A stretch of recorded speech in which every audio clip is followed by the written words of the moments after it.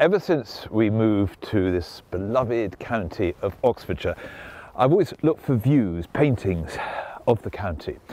And there's one inside with a particularly good story behind it.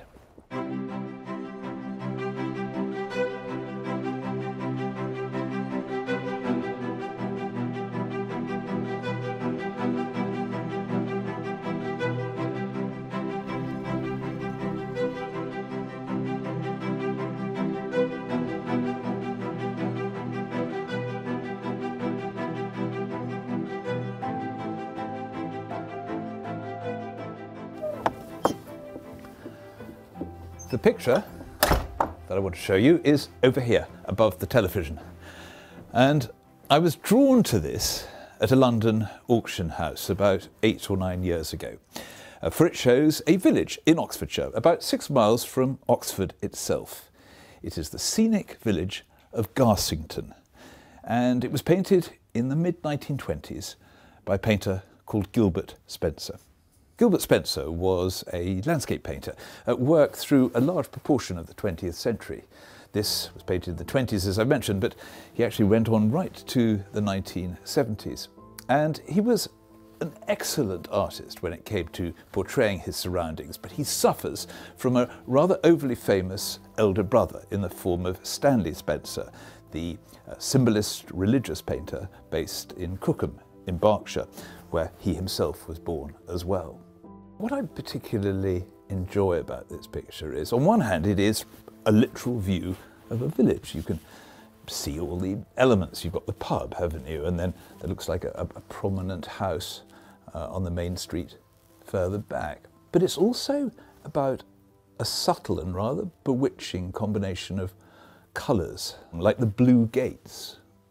Those could be estate colour blue gates. Some estates would have their own colours, and he's used the fact that they're strong and blue, and your eye passes through them, and then you notice those lovely rather red russet tones complementing the blue of the brick in the house behind. And the sky, the sky is interesting, isn't it? It's slightly more rhythmic and patterned, almost schematized. This is the sort of thing that Stanley, his brother, would play with. And then there are the trees, thorny, slightly intimidatingly sharp. The season is turning. He's using nature just to say something a little bit more. But for me, the key to unlock this picture, the secret, the story that was waiting to be told, was found when my eye one evening cast itself to the right and had a look at the side of that cart. And written there, it's quite faint, and you can probably just make it out, are the words Philip Morrell, Garsington. Philip Morrell was the husband of Ottoline Morrell, who was an enormously famous figure at the period. Ottoline Morrell was one of these really exciting figures at the early part of the 20th century. She lived longer, through to the 30s, who surrounded herself by a group of creative, literary, poetic, thinking individuals.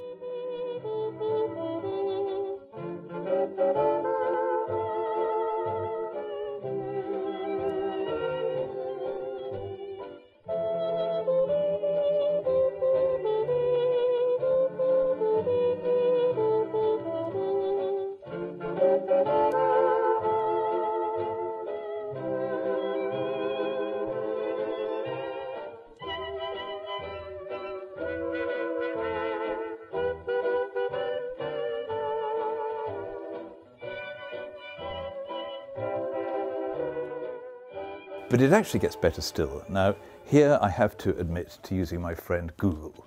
Now, Google, let's accept the fact, has been rather transformative, even to the art historian research culture. And I put in Spencer, I put in Garsington, and I put in Morrell. And up came, under images, this photograph, done in the mid-1920s, a photograph in Garsington, in the drawing room of a group of intellectuals, the intelligentsia that I've just been referring to, and there in the left-hand corner, looking rather artistic and detached, but nonetheless taking it all in, none other than the artist himself, Gilbert Spencer. But it gets better still, because now cast your eye above their heads to the fireplace behind them, and there you can see this one and same image, the view of Garsington that I'm looking at here. Now notice I use the word image because I actually think it is another version by Gilbert Spencer of this picture. In other words, he did two. It was quite common for an artist, once they'd done a successful painting, to do a replica of it. And I'm not even sure which came first. But the point is that this painting was in the very hearth. It was the eye of this creative storm of people, of Ottoline and Philip Morrell's extraordinarily artistic and creative life. And isn't it wonderful how sometimes paintings will unlock themselves in that way, how that name written upon the card, Philip Morrell, then takes us to the house, to the artist, and there to the very drawing room in which Ottoline Morrell's friends are sitting round, and this picture was clearly a talking point. This image was part of the visual activity of that fascinating bunch of people.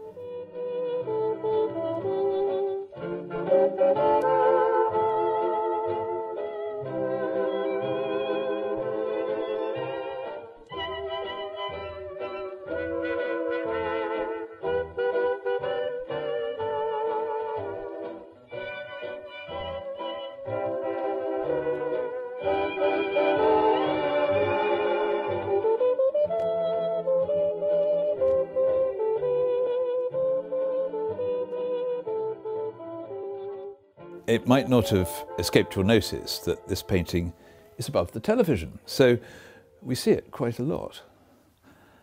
And I have to say that in lockdown, there have been occasions when, having watched the 26th programme in the latest Netflix box set, rather stupefied, I've cast my eyes upwards and considered a costume drama of a different kind behind the doors and walls of 1920s Garsington. Stay well, stay healthy, and we look forward to seeing you again.